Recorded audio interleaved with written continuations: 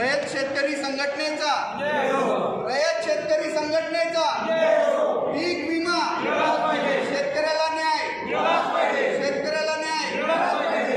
चा विषय असा आहे की रयत शेतकरी संघटनेच्या माध्यमातून आम्ही जे पीक विम्याचं आंदोलन गेल्या 1 वर्षभरापासून 2 वर्षापासून राबवतोय, त्याच आंदोलनाच्या संदर्भात आज पुन्हा इथं तहसीलदारांकडे आलेलो आहे। 2023 सालचे जे पीक विम्याचे प्रलंबित लोकांचे जे पेमेंट होते ते लोकांना ऑनलाईन त्यांच्या ॲपवर दिसतंय की पेमेंट सक्सेसफुल झालेलं आहे, परंतु शेतकऱ्याला त्याचा लाभ खात्यावर प्रत्यक्ष पैसे पडून झालेला नाही, असे शेतकरीसुद्धा आज या ठिकाणी उपस्थित आहे।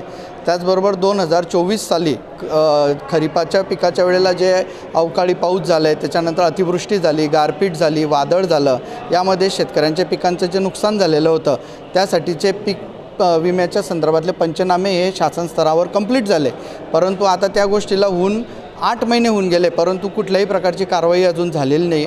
शेतकऱ्यांना त्या नुकसान भरपाईतून जे काही उत्पादन आलं ते अतिशय तुटपुंज आलं, भाव पुरेशा प्रमाणात मिळाले नाही, त्यामुळे शेतकऱ्यांचा लागलेला खर्चसुद्धा वसूल झालेला नाही, अशी परिस्थिती आहे।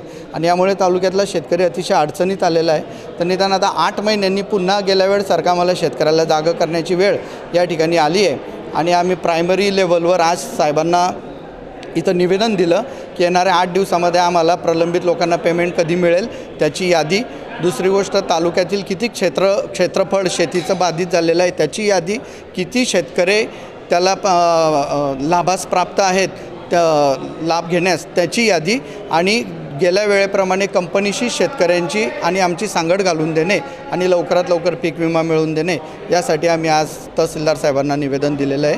हे जर आमची मागणी मान्य नाही झाली तर येणाऱ्या काळामध्ये आम्ही तीव्र स्वरूपाचं आंदोलन किंवा उपोषण या ठिकाणी मांडू।